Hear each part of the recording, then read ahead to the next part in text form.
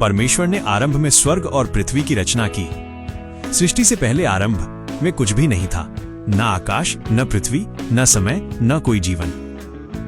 सारी जगह एक गहरा असीम अंधकार छाया हुआ था, लेकिन वहां परमेश्वर था, अनादि और अनंत। वो अपने आत्मा से जल के ऊपर मंडरा रहा था। पहला दिन उजियाला हुआ, फिर परमेश्वर ने कहा उजियाला हो, और अचानक अंधकार को चीरते हुए तेज प्रकाश प्रकट हुआ। परमेश्वर ने देखा कि उजियाला अच्छा है। उसने उजियाले को दिन और अंधकार को रात कहा।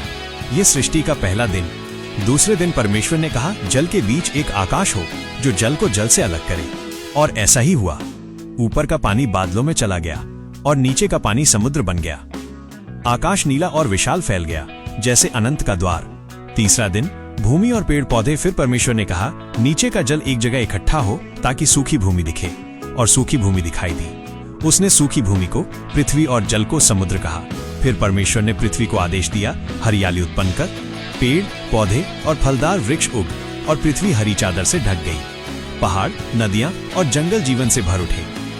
चौथे दिन परमेश्वर ने कहा दिन पर राज्य करने के लिए सूर्य हो, और रात पर राज्य करने के लिए चांद और सितारे हों, और ऐसा ही हुआ।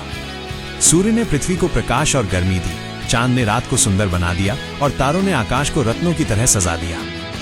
दिन और रात, ऋतु और वर्ष सब अपनी गति में चल पड़े। पांचवें दिन परमेश्वर ने कहा जल में जीव हों और आकाश में पक्षी उड़े। तुरंत समुद्र में जीवन उमड़ पड़ा। मछलियां, व्हेल, डॉल्फिन, छोटे बड़े जीव तैरने लगे। आकाश रंग बिरंगे पक्षियों से भर गया। कोयल, कबूतर, मोर और गरुड़ उड़ने लगे। परमेश्वर ने उन्हें आशीष दी, फलवंत हो और बढ़ो और पृथ्वी को भर जाओ।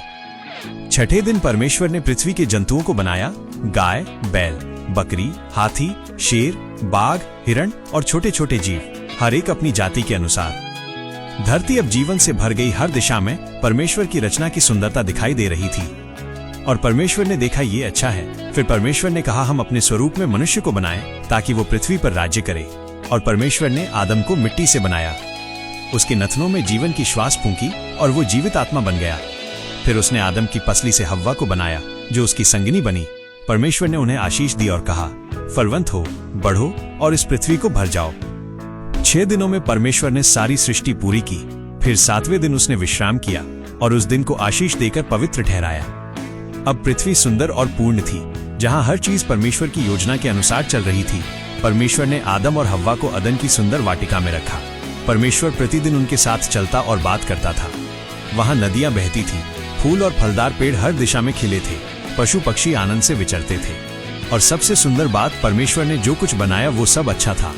आकाश, पृथ्वी, जल, पशु पक्षी और मनुष्य सब उसकी योजना और प्रेम का हिस्सा थे। वो चाहता है कि मनुष्य उसकी सृष्टि का ध्यान रखे और उसके साथ सदा संगति में रहे।